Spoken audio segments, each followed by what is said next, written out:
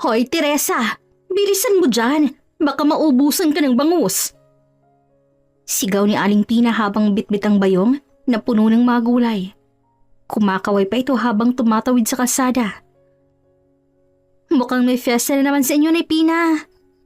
Sagot ni Teresa na abalang-abala sa pagbabalot ng kakanin sa kanilang maliit na pwesto sa tabi ng palengke. Nakatali ang kanyang buhok sa likod, suot ang simpleng duster at apron na may mansya ng galapong pero baka sa kanyang mukha ang sigla. Aba, syempre. Uuwi daw sa Ramon mo ngayong hapon, di ba? Syempre dapat may handa. Baka naman sa susunod, anak na naman ang dala ninyo. Sabay kindat ni Aling Pina. Ay nako, Nay. Puro trabaho nga raw sila sa Maynila eh. Kung anak lang po talagang pag-uusapan, baka mas marami na po ang anak namin kaysa sa bangus sa palengke. Napatawa ang mga tindera sa paligid. Si Teresa kasi, kilala sa buong baryo hindi lang sa masarap na kakanin, kundi sa pagiging mapagmahal na asawa. Laging siya ang bida tuwing Sabado ng gabi kapag si Ramon umuwi. Tahimik, marespeto, at makisig kahit medyo umitim na sa trabaho sa syudad. Pagkatapos mag-ayos ng paninda, dumiretso si Teresa sa bahay nila sa may dulo ng baryo. Maliit pero maaliwalas. May dalang kwarto, tanim na mga gumamela sa harapan, at palaging amoy niyog ang paligid. Dumaan siya sa kanilang silid at inamoy ang polo ni Ramon na suot nito sa huling pag-uwi. Naku Ram, paano ba yan? Makakakaan ka na naman ng paborito mong suman. Bulong niya habang hinihahanda ang mesa.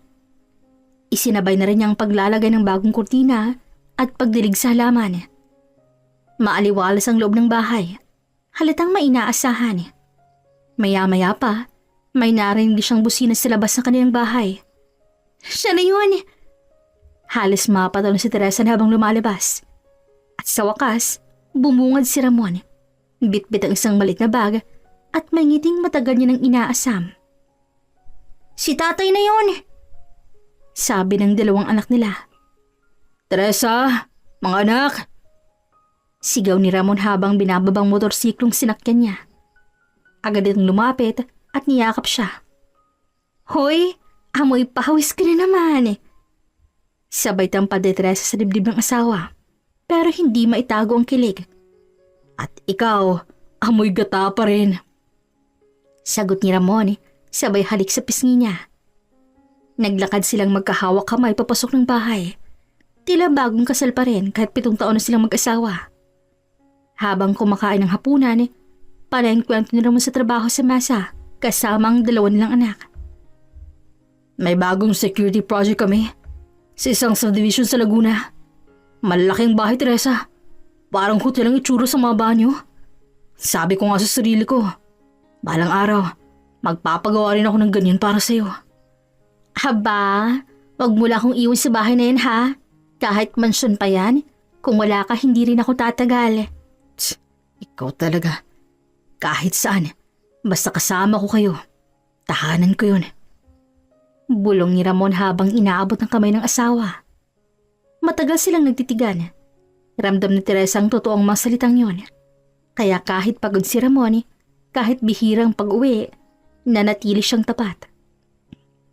Teka, may dala nga pala ako sa'yo. Sabay kuha ni Ramon ng malit na kahon mula sa bag. Naku, ano na naman yan? Hindi ba sabi ko, itabi mo na lang yung pera mo? Anong magagawa ko kung miss na miss na kita? Ayun bracelet. Galing sa Divisoria, pero handmade.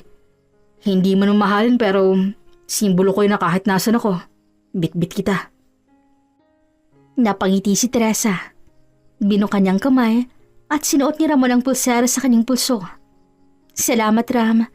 Pangako mo ha, hindi mo ako iiwan. Teresa, ikaw lang. Kahit ilang gyera pa ang pagdaanan ko. Kinabukasan, maaga silang nagising. Si Teresa nagluto ng paboritong sinangag ni Ramon, habang si Ramon naman ay nag-ayos ng bubong na may tagas at ang mga anak nila natutulog pa rin.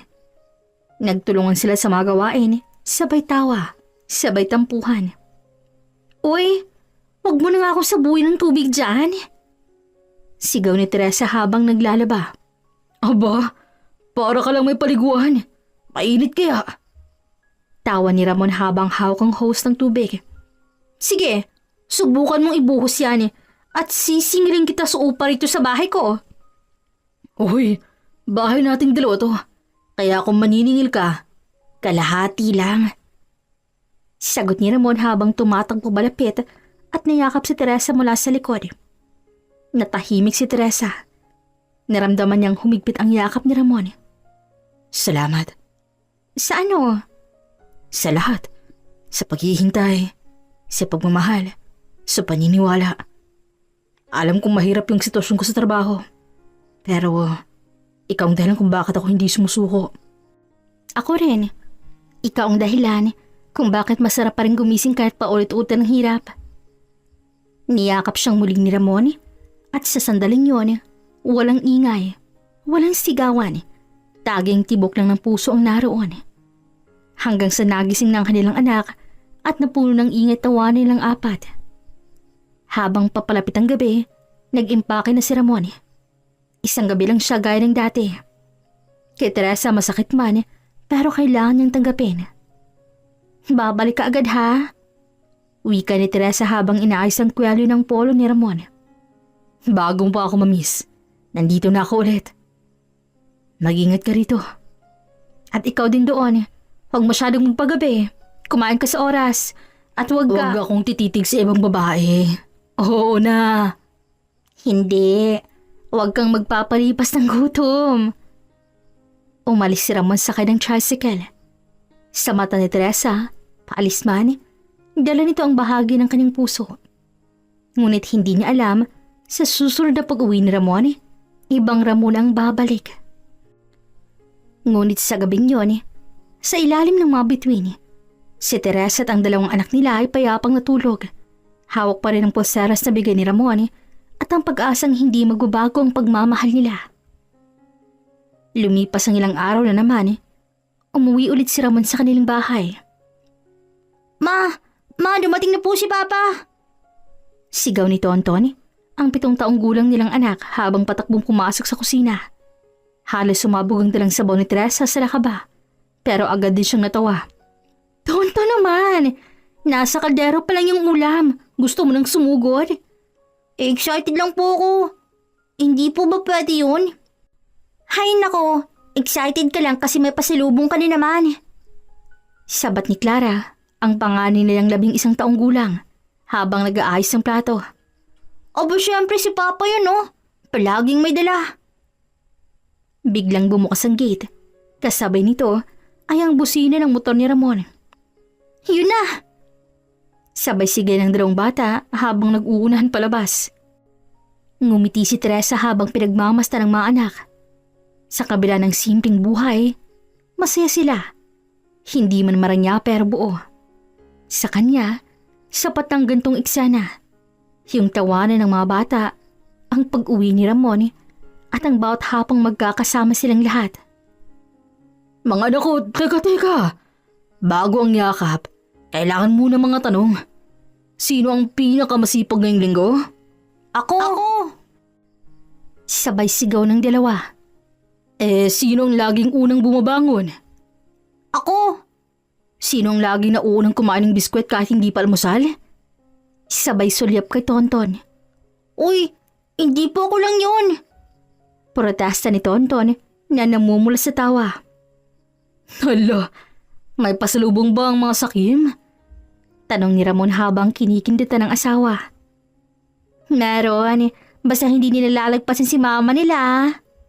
Sigaw ni Teresa mula sa pinto. Si mama, sirayin na ng kusina. Namiss kita. Sabay lakad ni Ramon papasok at agad na hinalikan sa pisngi si Teresa. Halatang halata, amoy pawis ka na naman. Sagot ni Teresa sabay kurot sa tagiliran ni Ramon. Amoy tagumpay to mahal ko. Sagot ni Ramon sabay bigay ng isang maliit na kahon. Tanong ni Teresa habang binubuksan ng kahon. Isang pares ng hikaw, simpleng silver hoops. Hindi mamahalin pero bagay sa'yo. Para ka na artista.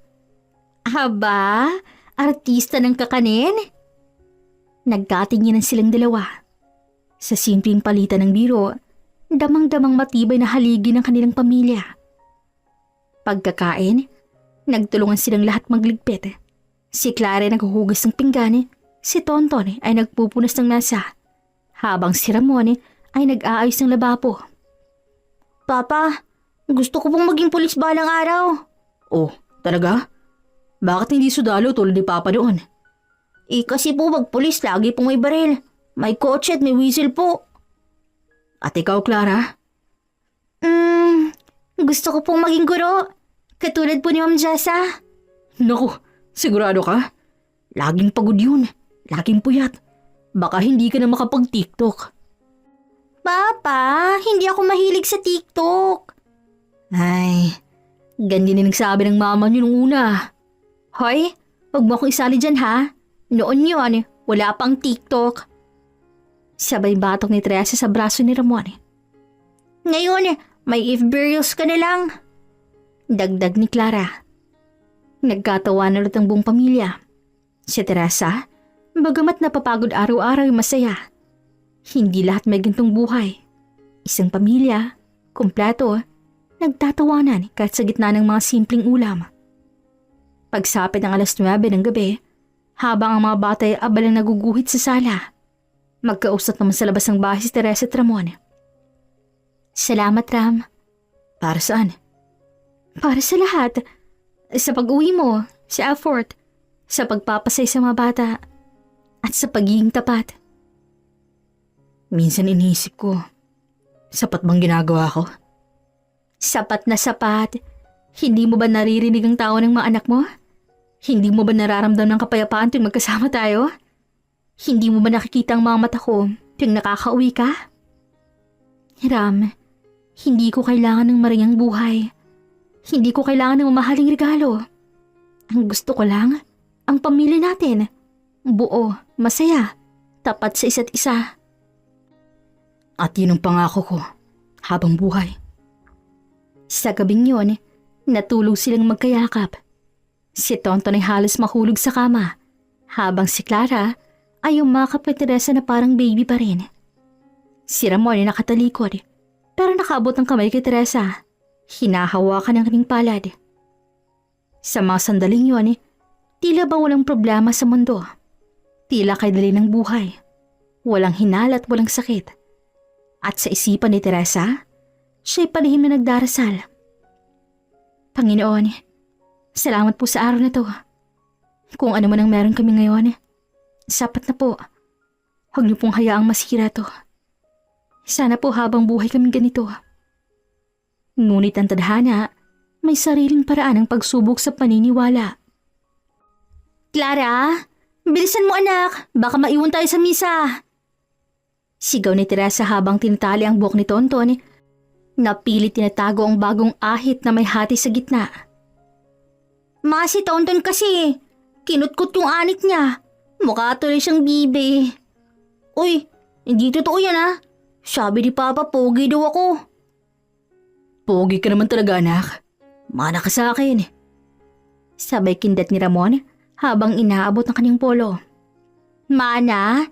Mas marami kang nunal kaysa sa pogi points eh. Uy. Huwag na mo nang binibilang nunal ko. Lahat yan Lucky Charm. Bakit ako lang nunal? Pero ikaw pa rin napakasawa ko.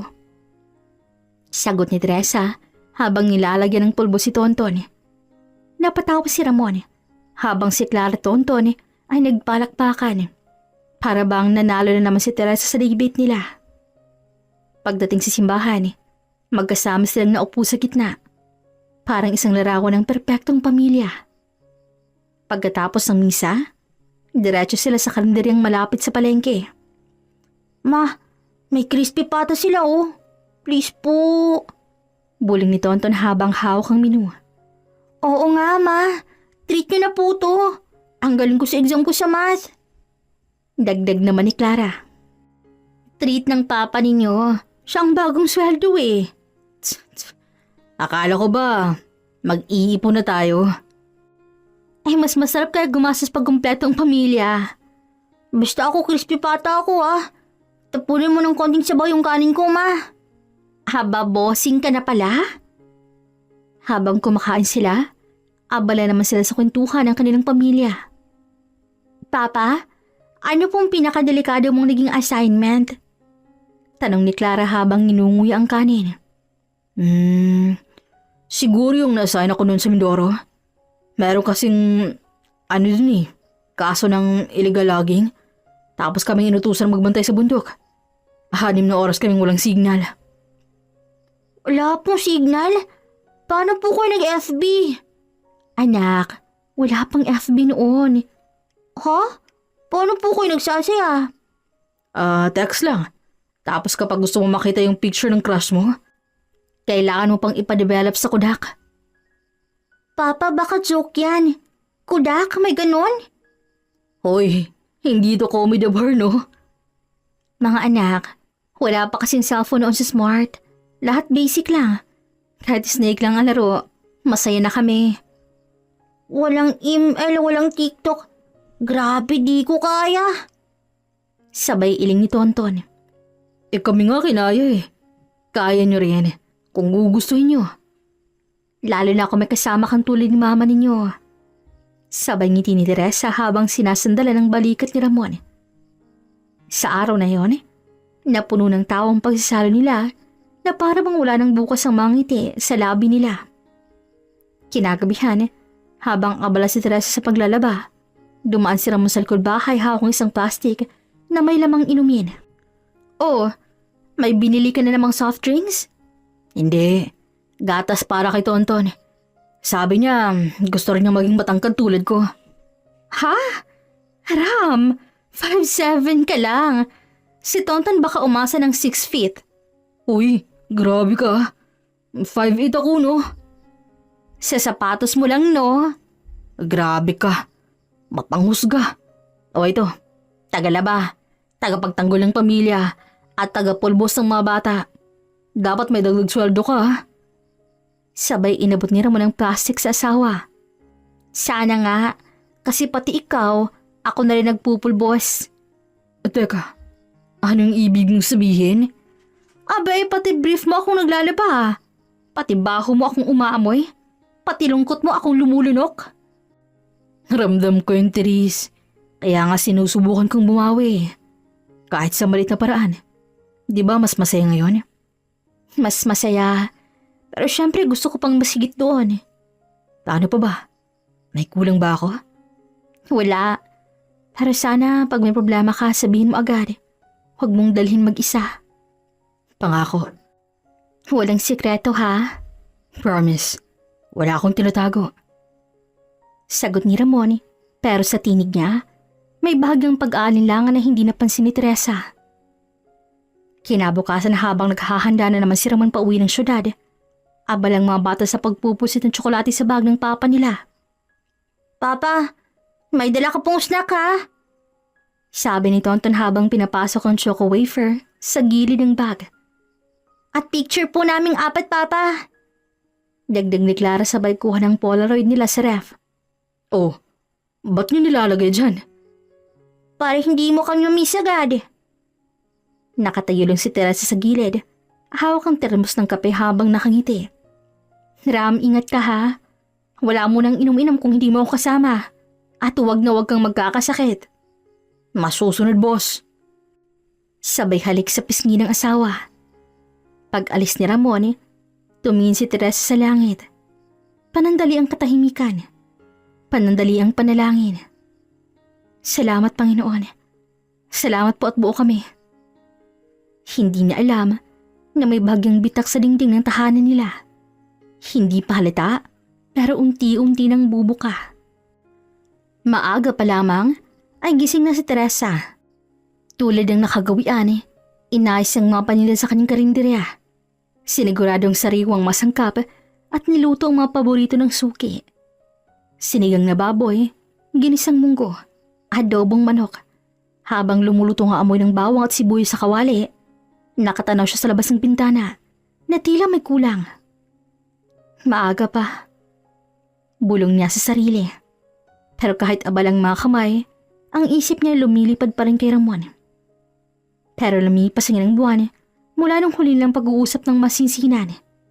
Dati-rati kahit pagod galing trabaho, May halik sa pisngi.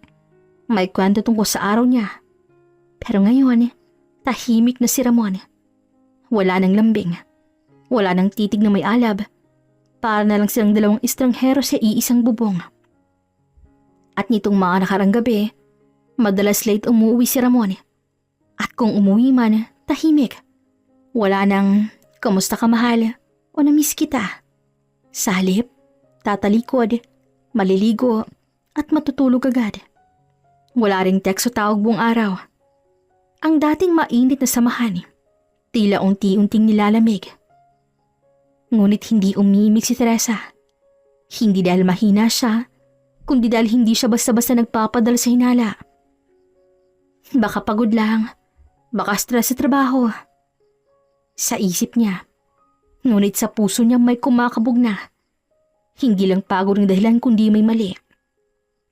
Kinagabihan, habang kumakain ng kanilang buong pamilya, tahimik si Ramon. Pati mga bata ay nakaramdam ng tensyon. Pa, bakit di mo po kinakain yung adobo? Paborito mo to, di ba? Tanong ni Tonton. Tumingin naman si Ramon sa pinggan. Busog pa ako. Maikling sagot niya sabay inom ng tubig. Hindi mo na ba nagugusto ng mga luto ko? Hindi sa ganun. Pagod din talaga ako. At isa pa, maaga pa ako bukas. Sabay tayo ni Ramon. Ramon, lagi kang maaga, lagi kang pagod. Lagi kang wala. Anong ibig mo sabihin? Wala. Napapansin ko lang. Kung may gusto kang sabihin, sabihin mo na. Huwag kang magpaikot-ikot. Hindi ako nagpapaikot-ikot. Nagtatanong lang ako. Natahimik ang buong mesa, ang mga batay nagkatinginan. Mga anak, doon na muna kayo sa kwarto kumain. Mahina ang utos ni Teresa.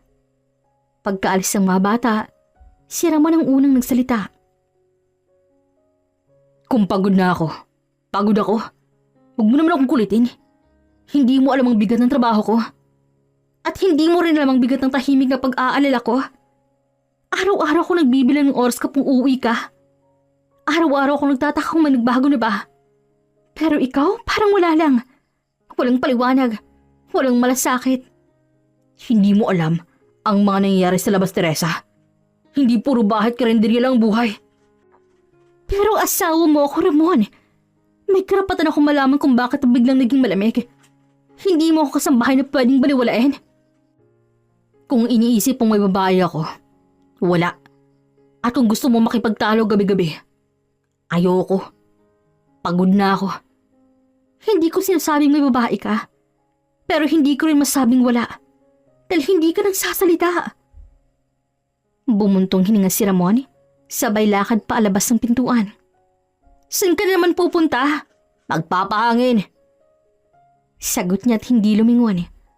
Naiwan si Teresa sa sala, naupo-upo, pinipigil ang lumuha. Sa gitna ng katahimikan, tinanong niya ang sarili. Bakit hindi nga ba siya makalala? Bakit parang hindi na siya si Ramon na minahal niya? Napatingin siya sa litrato nilang dalaw sa aparador. Nakangiti, magkaakbay, punong-puno ng pangarap. Pero ang larawan ay tila alaala na lang ng isang panahong malayo na ngayon. Kinabukasan maagang umalis si Ramon. Wala nang paalam, wala nang halik. Iniwan lang ang tunog ng pinto bilang pamamaalam. Nakatitig lang si Teresa sa tasa ng kape na malamig na rin, tulad ng pakikitungo sa kanya ng asawa niya. Habang naglalakad papunta sa pwesto, kasabay ng init ng araw ang bigat sa dibdib. Ngunit sa bawat hakbang, pinilit ang tumindig. Hindi siya pwedeng manatiling wasak. Pagdating sa karinderya, agad siyang sinalubong ng suking si Liza. Teresa! Nako, ang saya ko't may sinigang kayo uli. May kwento pa ako. Sige lang, kwento mo habang nagsasandok ako. Pero kahit abala sa kusina, hindi maalis sa isip niya ang malamig na tingin ni Ramon. Ang pag-iwas, ang pagbabago, ramdam ng unti-unti nang lumalayo sa kanyang lalaking minsan nangakong sa hirap at ginhawa. Sa hapon habang nagpapahinga, tumunog ang cellphone ni Teresa sanhi na may mensahe, pero hindi niya alam kung saan galing. Alam mo ba talagang saan nagpupunta si Ramon tuwing gabi? Napapitlag si Teresa. Agad siyang lumingas sa paligid na tila may matang nanunood. Baka gusto mong malaman na yung totoo. Ayoko manahimik habang ginagamit ka lang. Nalaglag ang cellphone mula sa kanyang kamay. At sa loob ng puso niya, sa wakas, may kumpirmasyong matagal niya nang tinatanggihan na ang katahimikan ni Ramon ay hindi lang sa simpleng pagod, kundi may tinatago. Tanghali iyon, mainit, malinsangan, ngunit punong-puno ng taong karinderya ni Teresa. Pila ang mga suki, pawisan ng mga kargador, at masayang mga kwentuhan. Sa gitna ng lahat, masigla si Teresa sa pagsasandok at pakikipagbiruan. Tila ba nalilimutan ng konti ang malamig na pakikitungo ni Ramon itong mga araw. Teresa, dagdagan mo naman ng sabaw tong sinigang ko. Sobrang sarap kasi. Aba, syempre. Gawa ng pusong umaasa, pusong nagmamahal. Pabirong sagot ni Teresa sabay tawa ng mga nakapaligid. Ngunit sa gitna ng tawanan, may biglang humintong isang mamahaling kotse sa harapan ng karinderya. Bumukas ang pinto at bumaba ang isang babaeng matangkad. Makinis, naka-heels na pula at suot ay tila pang mall na outfit at hindi pang kalsada. Nanahimik ang mga tao. Napatingin si Teresa sa babae at sa unang tingin pa lang, naramdaman niyang may kakaiba. Dumiretso ang babae sa harapan ng karinderya. Taas tumigil sa kinarang pila at walang pasintabing nagsalita. Ikaw si Teresa, diba? Oo, ako nga. Bakit? Ako si Lorena. Ang asawa ni Ramon. Tila nabingi ang buong paligid. Walang kumibo at tila huminto ang mundo. Patawad. Ano ulit yung sinabi mo? Ako, ang legal na asawa ni Ramon. Siya ang asawa ko. At gusto ko lang ipaalam sa'yo na nagsasayang ka lang ng oras. Legal kang asawa? At teka, nahihibang ka na ba, miss? Kami ang kasal ni Ramon. Ikaw yata ang naliligaw eh. Talaga? Legal ba talaga? Sigurado ka bang hindi ka lang kinabit niya habang kami kasal na? Pasensya ka na. Hindi ako nakikipag-agawan. Hindi ako kabit. At lalong hindi ako pumapato sa lalaking may sabit.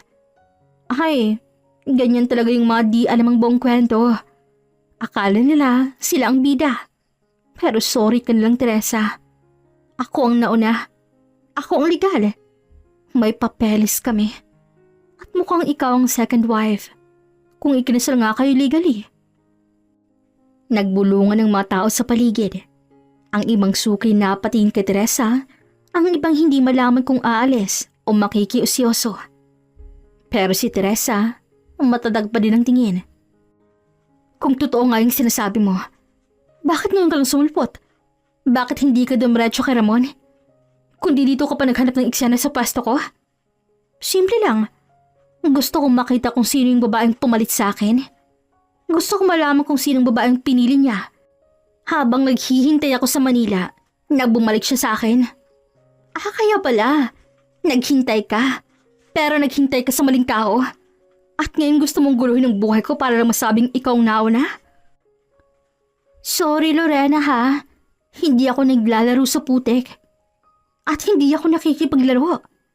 Ipinaglalaban ko lang kung anong akin. Kung talagang sa'yo siya, bakit kailangan mo dumungo sa buhay ko? Kung sigurado ka, di kunin mo. Hindi ako humahawak ng lalaking ayaw na sa akin. Natahimik si Lorena saglit.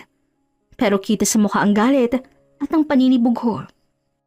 Hindi niya inakala ang pinuntahan niya ay hindi lang basta-basta babae.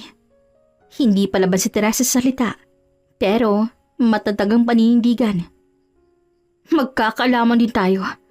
At kapag dumating ang papel, doon ka lang humagulgol. Baka sakaling matanggap mo na hindi ikaw ang panili. Kapag dumating ang papel at totoo nga, ako ang unang lalakad palabas. Pero hanggang sa ngayon, Lorena, wala akong kasalanan sa'yo. Ang lalaking pinag-aagawan mo, siyang may utang sa ating dalawa. Tumalikod si Teresa at pinagpatuloy ang pagsandok ng pagkain sa tray ng isang suki. Pasensya na kayo mga suki Sandali lang yung palabas. Pagkatapos ang mainit na insidenteng pagbisita ni Lorena sa karinderya, hindi na mapakali si Teresa. Hindi siya makakain, hindi makatulog. Iba ang pakiramdam. Ang dating tahimik at payapang mundong binuo niya kasama si Ramon ay unti-unting gumuho. Pero hindi pa siya kumikibo. Hindi pa siya sigurado. Hanggang sa gabing yon, dumating si Ramon pero hindi pa niya kayang sabihin dahil akala niya hindi totoo.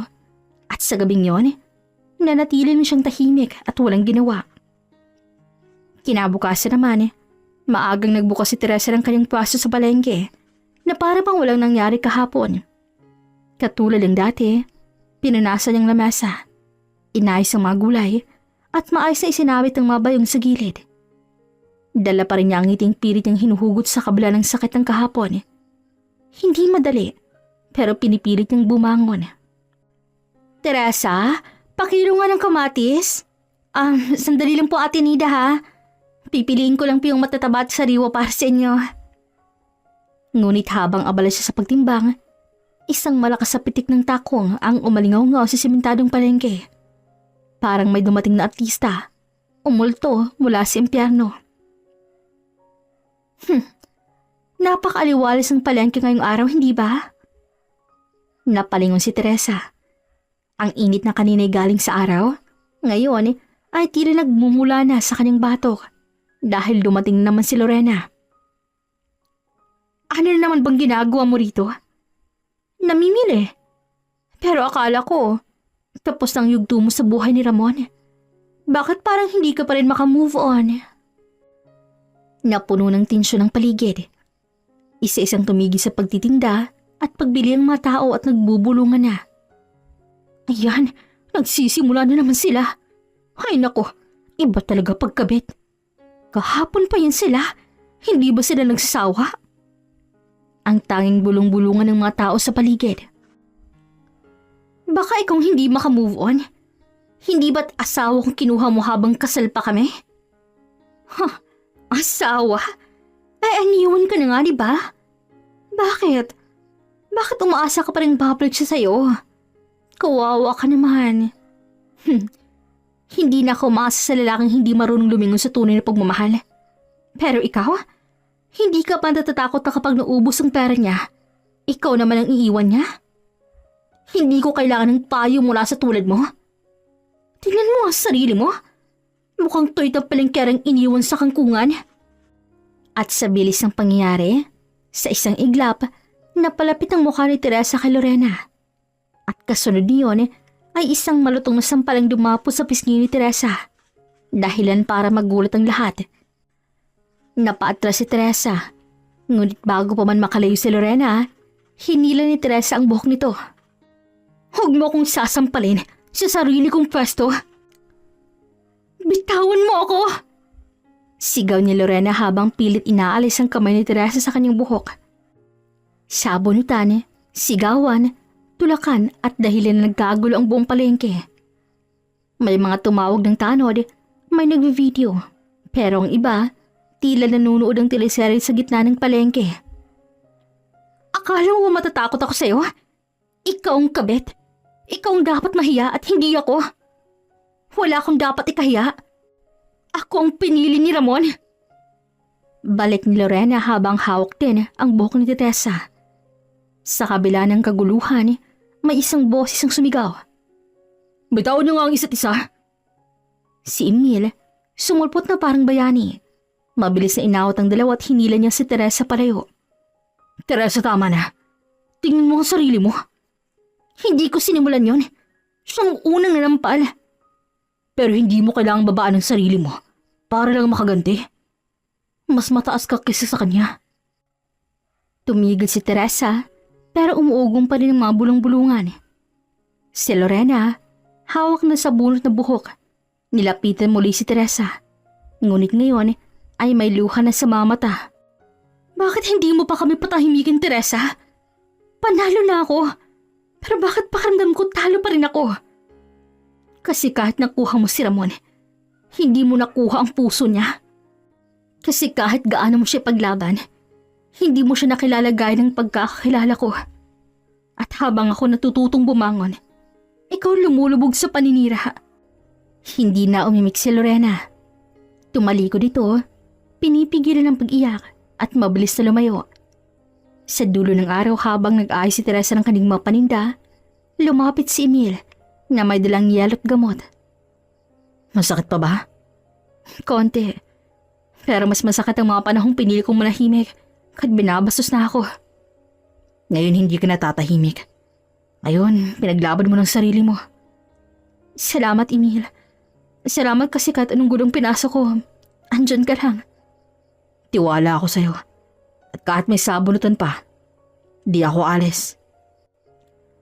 Sa araw na yon, sa gitna ng tensyon at sabunutan, muling nabuhay ang apoy. Hindi ng galit, kundi ng lakas ni Teresa. At sa bawat hakbang niya palabas ng palengke, alam niyang hindi pa siya kailanman magpapatalo, kahit kanino pa. Hanggang sumapit ang gabi, hindi na napigilan ni Teresa ang umamin kay Ramon sa nangyari kahapon at ngayon. Ramon, may bisita akong dumating kanina. Sino? Yung supplier ba ng manok? May atraso ba? Hindi. Si Lorena. Sa naging sagot ni Teresa, nabitaw ni Ramon ang pitsela may lamang tubig. Kumalabog ito sa mesa at tumutulo ang tubig sa sahig. Anong ginagawa niya rito? Ayon sa kanya, asawa mo raw siya. At hindi rin basta-basta. Legal kayo. Mas matagal pa raw kesa sa akin. Wala siyang karapatang gawin yun. Wala siyang alam at galit lang yun. Galit? Galit sa akin o sa'yo? Kasi ang alam ko, galit siya kasi iniwan mo siya para sa akin. Ano ba talaga, Ramon? Ako bang kabit o siya? Hindi ganun ang iniisip mo, Teresa. Hindi ganon. Gusto ko lang totoo. Gusto ko lang malinaw. Dahil kung totoo ang mga sinasabi niya, niloloko mo lang ako. Hindi lang minsan. Paulit-ulit. Hindi ko sinasadya, Teresa. Hindi sinasadya. Ikinasal ka sa akin habang may asawa ka pa? Habang hindi pa kayo legal ni hiwalay? Anong tawag mo doon? Ha? Aksidente? Minahal kita. At to yun. Totoo? Eh bakit may isa ka pang asawa? Akala mo ba hindi ko malalaman? Tinigil ko na yun noon pa. Hindi ko na siya mahal. Hindi na siya bahagi ng buhay ko. Pero parte pa siya ng buhay mo noon. At hindi mo sinabi. Pinakasalan mo ako sa kasinungalingan mo. Hindi mo ba alam kung gaano ko pinaglaban tong pamilya natin? Habang ikaw pala nilalaro mo lang ako. Nilalaro mo kami mag-iina. Sa katahimikan ni Ramon, bigla naman siyang napuno. Eh paano kung sabihin kong ginulo niya lang ako? Paano kung siya yung ayaw bumitaw? Hindi ko nga alam kung bakit siya pumunta sa'yo eh. Hindi mo alam? O hindi mo inaasahan? Baka hindi mo lang naisip na magsasawa rin ako sa katahimikan mo? Sa mga gabi na palagi kang may overtime, pero wala akong nararamdaman kundi ang lamig mo. Teresa. Huwag mong sabihin, Teresa, na parang wala kang kasalanan. Ibinigay ko ang buong buhay ko sa iyo, Ramon. Iniwan kong negosyo ko noon para sa ating dalawa. Pumayag akong tumira sa probinsya kahit sanay ako sa syudad. Tinanggap kita kahit minsan. Parang iba ng taong pinakasalan ko. Hindi ko nakalang babalik siya. At hindi ko nakalang aabot tayo sa ganito. Aabot tayo saan, Ramon? Sa punto na kailangan ko pang malaman mula sa iba na niloko mo ako? Sa puntong tinatato ako ng buong baryo na parang kaladkarin lang? Tinatawanan ako sa nebihan ng gabet. Ako na asawa mo, na ina ng mga anak mo. Gustong magsalita ni Ramon, pero wala siyang masabi. Hindi niya matapatan ng katotohanan ang binabanggit ni Teresa. Ako ang legal, Ramon. Ako ang legal na asawa mo. Pero bakit pakiramdam ko ako ang pangalawa? Muling lumuhod ang luha ni Teresa. Hindi nito galit. Hindi nito sigaw kundi isang tahimik na pag-iyak. Mas malalim pa sa lahat ng sampal. At sa katahimikan, doon lang bumagsak ang boses ni Ramon. Totoo. Totoo ang lahat. Hindi pa kami legally annulled ni Lorena nang pinakasalan kita. Pero minahal kita, Teresa. Hindi ko na siya mahal noon pa. Kaya nga tinanggap ko ang buong buhay kasama mo eh. Pero nagkamali ako. Hindi ko sinunod ang tamang proseso. At alam kong kasalanan ko to. Dagdag ni Ramon at hahawakan na sana niyang kamay ni Teresa, pero lumayo si Teresa. Alam mo kung anong mas masakit kaysa sa panloloko, Ramon? Yung inuna mong iwasan ng kahihiyan mo kaysa protektahan ng pagkatao ko. Alam mong maaapektuhan ako, pero tinanggap mo pa rin ang mabuhay tayo sa kasinungalingan. Simula ngayon, huwag ka na munang umuwi. Hindi ko alam kung kailan, pero gusto ko maging buo ulit. Hindi para sa'yo kundi para sa sarili ko at sa mga anak ko. Ani Teresa, at doon niya binuhos ang luhang namumuo sa kanyang mga mata. Ilang buwan ang lumipas simula nang mangyari yun, at ang dating masiglang karindere ni Teresa ay tila isa ng abandonadong kubo. Hula ng init ng kalan, ang halak-haka ng suki, at ang masarap na amoy ng sinigang sa tanghali. Lahat ay parang nawala sa isang iglap.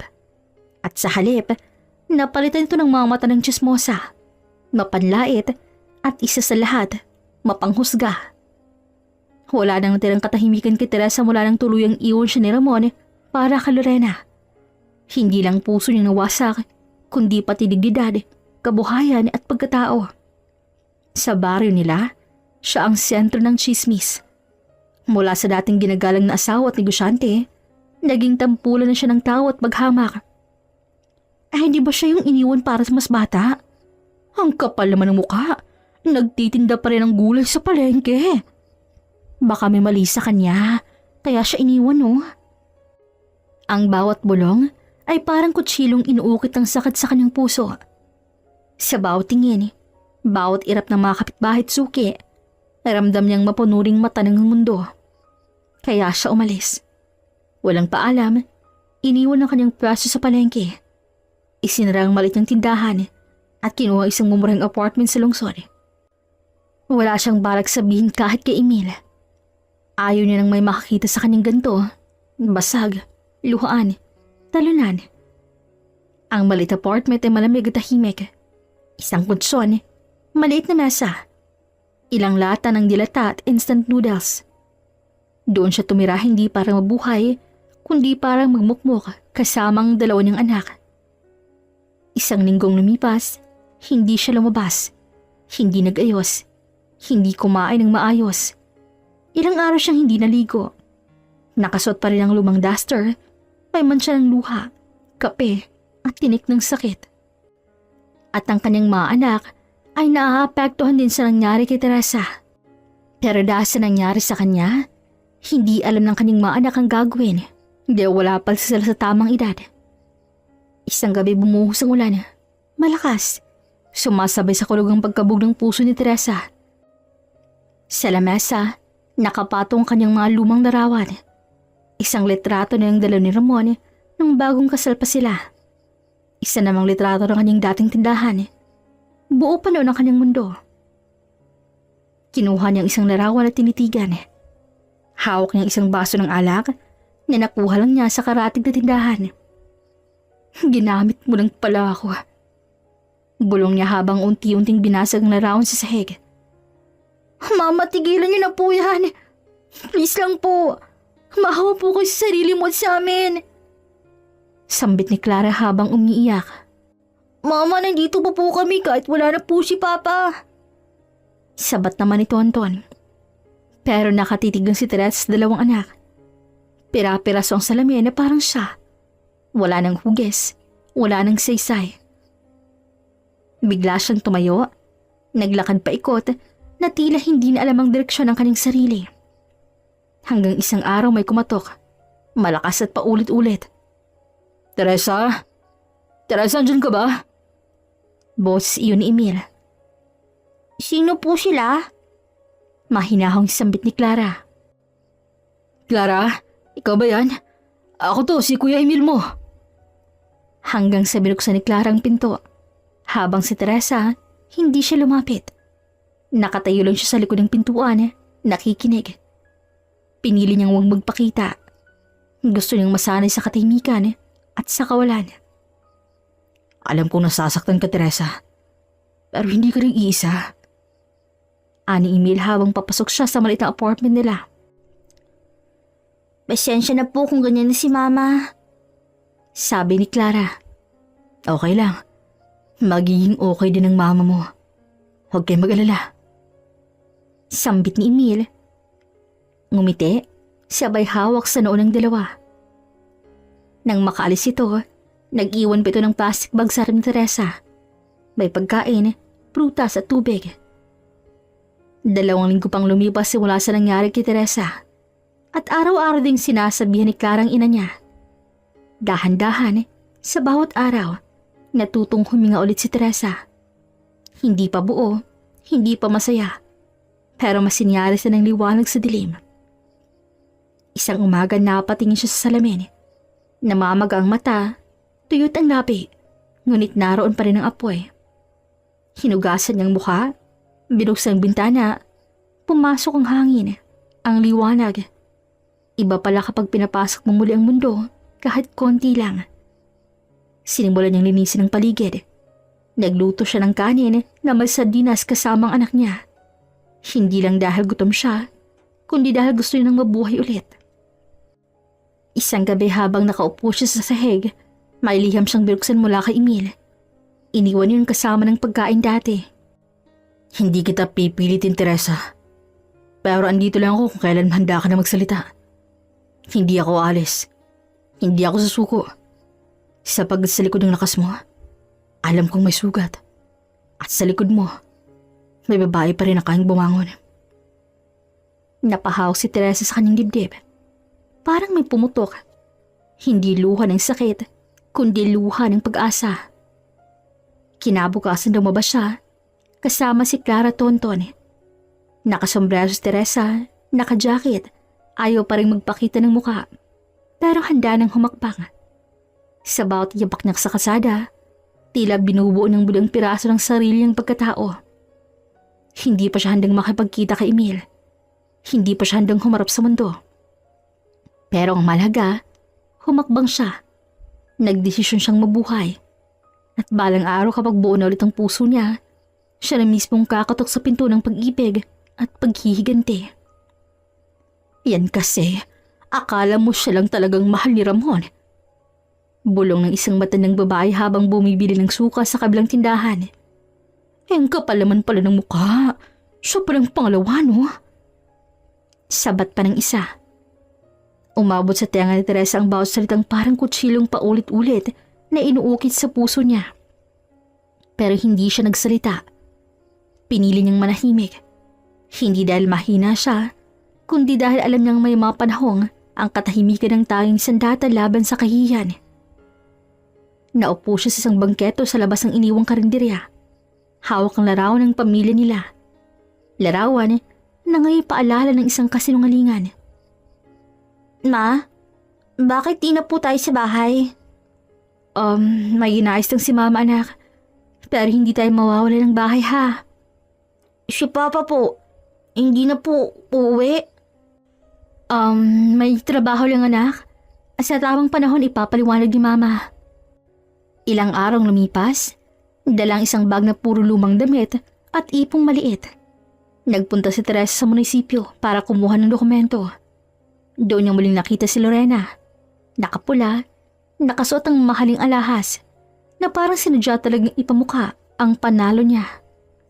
Oh, Teresa, ikaw pala yan. Kumusta ang buhay sa labas ng bahay? Hindi siya pinansin ni Teresa at tuloy-tuloy lang sa pila. Pero hindi papayag si Lorena ang hindi ito asarin. Baka gusto mong malaman, may bala kaming magpakasal ulit ni Ramon. Legal na ngayon.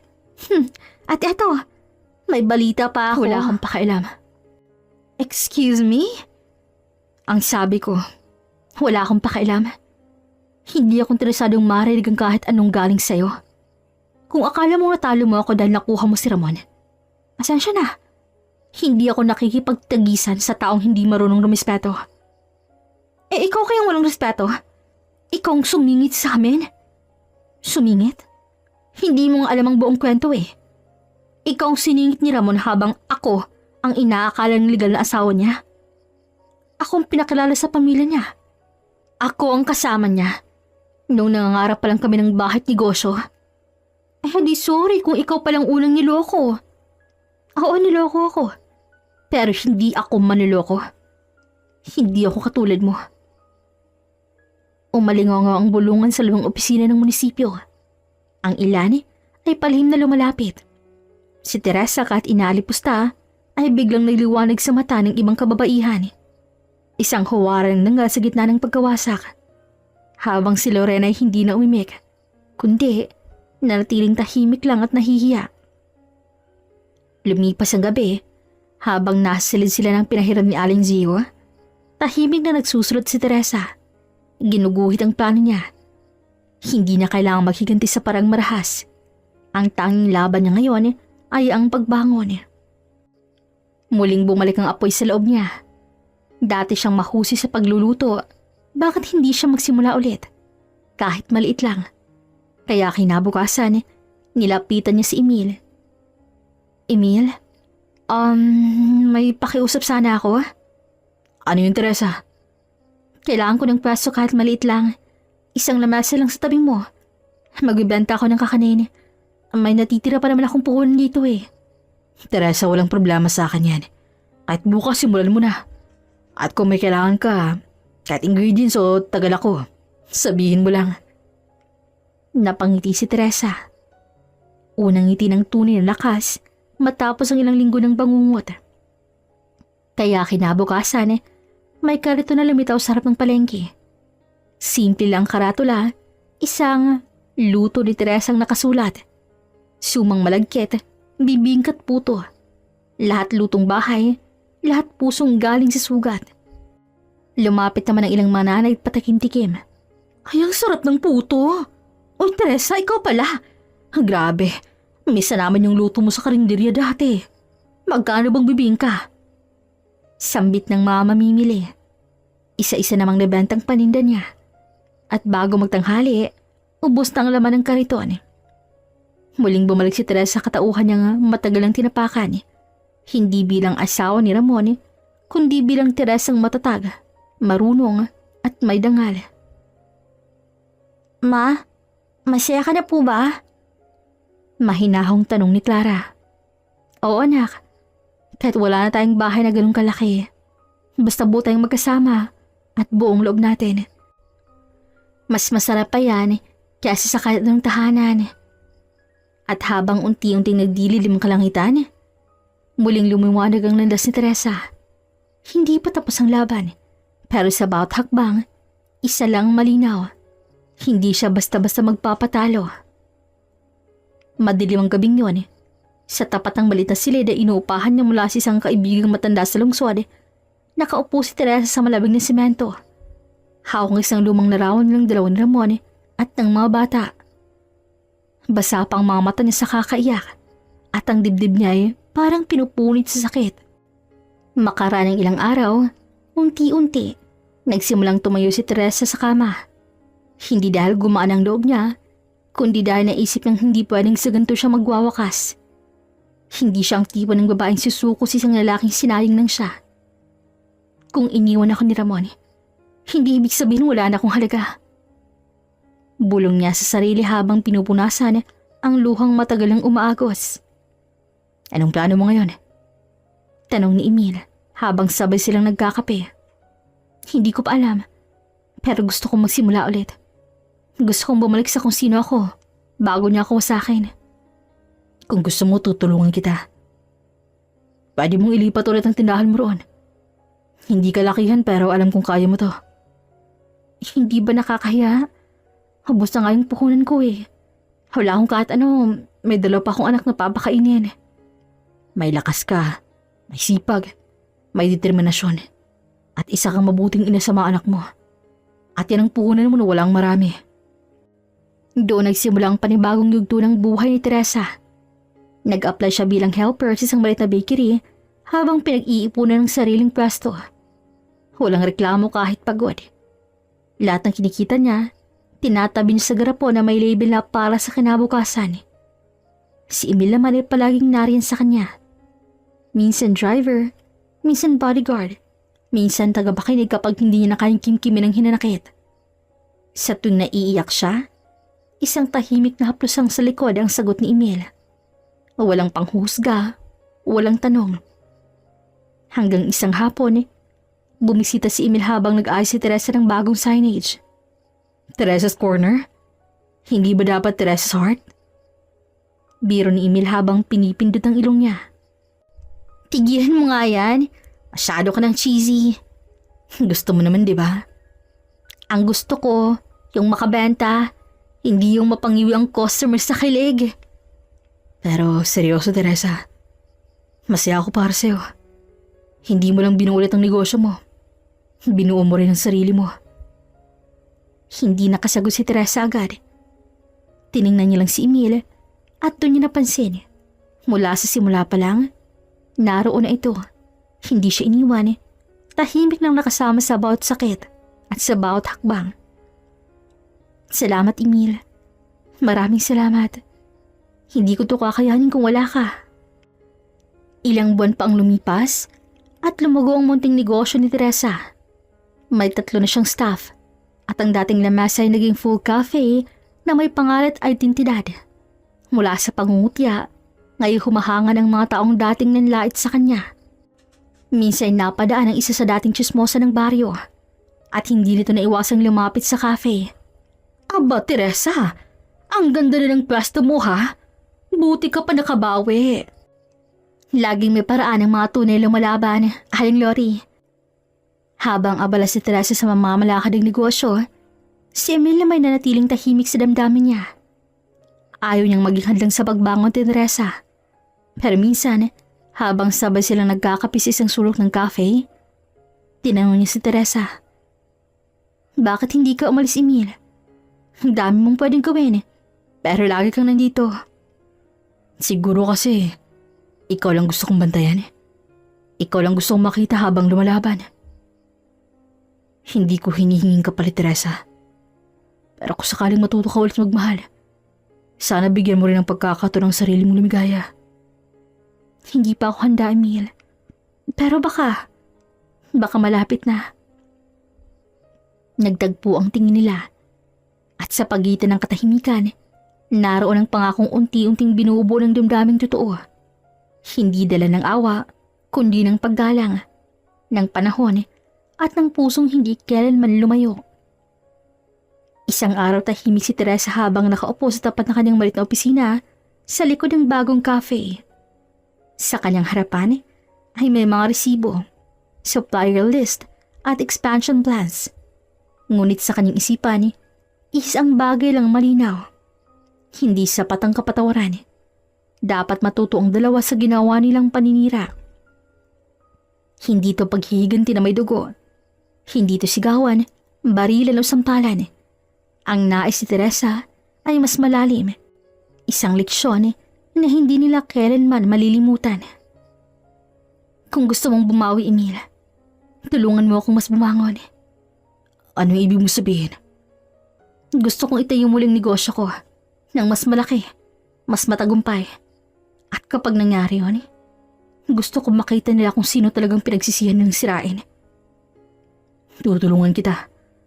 At hindi lang dahil sa gusto kong gumanti ka, kundi dahil karapat-dapat kang makita nila kung gaano kakalaga.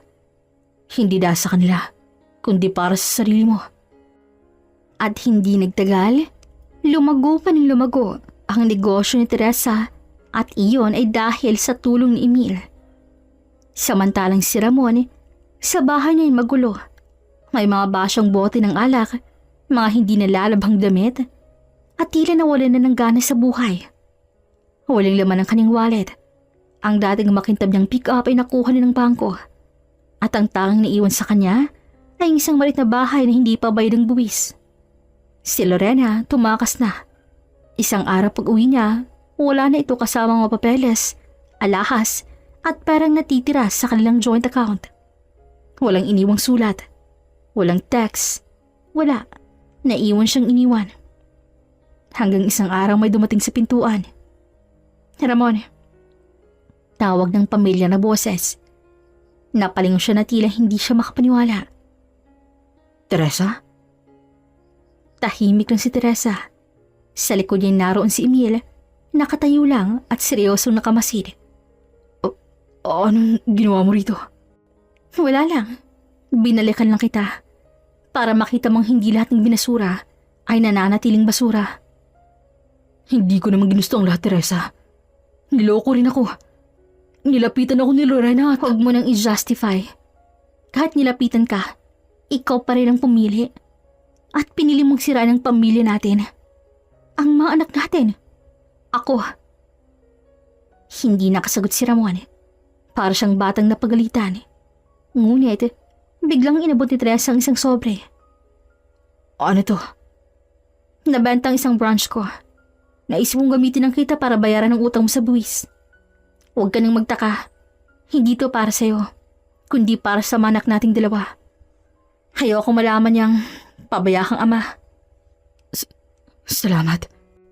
Hindi ko ginagawa to dahil may nararamdaman pa ako sa'yo. Ginagawa ko to dahil tapos na ako. At sa wakas malahin na rin ako. Ani Teresa at tumalikod na. Pagsakay nila sa kotse, tahimik ng si Emil. Hindi mo siya sinaktan. Mas masakit yung alam mong hindi mo na kayang bawiin ang mga mali mo. Habang yung taong sinaktan mo, mas matagumpay pa kaysa sa'yo. Ilang araw makalipas, nagulat si Teresa nang puntahan siya ni Lorena sa cafe. Bit-bit itong kanyang luho. Mahabang buhok, mamahaling bag at mataal sa dila. Aba. Ikaw na pala si Madam Strong Woman? Akala mo ba natatakot ako sa mga pinost mo? Tumigil ka na, Teresa. Hindi mo kayang larong to. Alam mo, Lorena, kung may dapat matakot, hindi ako yon. Alam mong may tinatago kayo. At yan ang huhugutin ko sa hukay. Lakas ng loob mo, ha? Kaya ka nga iniwan ni Ramon. Kasi palaging pamartir ang drama mo. Iniwan ako? O ginamit mo na siya habang may pera pa? Ngayon wala siyang pera, ha? Itinapon mo na rin? Sayang. Pero sa'yo na siya. Pero ang kasalanan, sa korte yan babawiin. And oops, umalis ka na sa cafe ko. Hindi ka welcome dito. Isang hapon biglang nagpakita si Ramon sa tindahan ni Teresa. Namumutla ito na tila naglahong dating tikas sa sundalo. Bit-bit lang isang bag na may ilang damit at kapirasong dokumento. Teresa, tulungan mo ako. Niloko rin ako ni Lorena. Pinauwi ako, pinagbintang ang nagnakaw. Lahat ng pera ko kinuha niya. Iniwan niya ako. Ayoko sanang makita ka ulit, Ramon. Pero ayaw kong mas makita kang nadudurog. Kasi alam kong pakiramdam niyan. At oo, masakit pa rin. Tawarin mo ako, Teresa. Kung pwede lang balik. Hindi na kailanman mababalik ng sira mo. Pero pinapatawad na kita. Hindi para sa'yo kundi para sa sarili ko. Hindi ako makakausad kung patuloy kong dadalhin ang galit mo. Hindi ko na alam kung saan ako pupunta. Alam mo kung saan ka babalik? Sa kulungan. Hindi para makaganti kami, kundi para matuto kang managot. Hindi nadurog bang buhay ng mga taong nagmahal sa'yo? Panahon na para humarap ka sa batas. Sa mga sumunod na linggo, dininig ang kaso ni Teresa. Sa tulong ni Atty. Caloy, napatunayang may peke at pinalabas sa kasunduan ni Lorena na pabor kay Ramon. Gamit ang peking pirma ni Teresa. Napatunayan din ng ilang dokumentong nagpapakita ng paniloko at pamimeke. Nahaharap ngayon si Lorena sa kasong estafa at falsification of public documents, habang si Ramon ay kinasuhan ng bigamy at accessory sa fraud. Pareho silang nagpiyansa, pero nawala ang tiwala ng publiko, lalo na ng kanilang mga dating kasamahan at kaibigan. Sa simpleng panayam ng lokal na radyo, tinanong si Teresa kung bakit niya pa pinaglaban to. Hindi para maging sikat, hindi para makabawi, kundi para sa bawat babaeng nawalan ng boses. Kung hindi ko pinaglaban ang sarili ko, sino pa? At sa lahat ng pinagdaanan ko, natutunan kong kahit gaano ka manwasakan ng iba, may paraan para buuin muling sarili mo. At minsan, mas maganda bang kalalabasan? Ngumiti siya sa dulo ng panayam. Hindi na siya si Teresa noon. Wala nang babaeng palaging may takot sa mata. Wala na ang luhang mabilis bumagsak sa kanyang titig. Naroon ang lalim ng sugat at ang matatag na pa siya. Panahon na para ipaglaban ang kanyang sarili. Lumipas ang ilang araw mula sa nangyari at sa cafe naman ni Teresa, lumapit kaagad si Emil sa kanya. May oras ka pa ba para sa pag-ibig? Tanong ni Emil habang nag-ayos sila ng bagong menu. Siguro, pero hindi pagmamahal ng isang taong gusto lang ako ang kinin o gawing tagapag-alaga. Ang gusto ko, yung pipili na ako kahit hindi ako perpekto. Kahit hindi ako bago. Pwede ba ako mag-apply? Matagal ka nang natanggap. Hindi mo lang alam. Tumingin si Teresa sa kanya. At sa unang pagkakataon matapos ang napakaraming sugat, si Teresa muling umiti. Hindi na dahil sa nakaraan, kundi dahil sa wakas, nakita niya ng sarili niya, ang halaga niya, at ang taong handang mahalin siya sa tamang paraan. Dito nagsimula ang bagong kabanata ng buhay niya. Hindi bilang biktima, kundi bilang isang babaeng piniling magpatawad, magmahal muli at yakapin ang bagong simula. Lumipas ang mga taon, ang dating maliit na cafe ni Teresa ay isa ng kilalang lugar sa lungsod.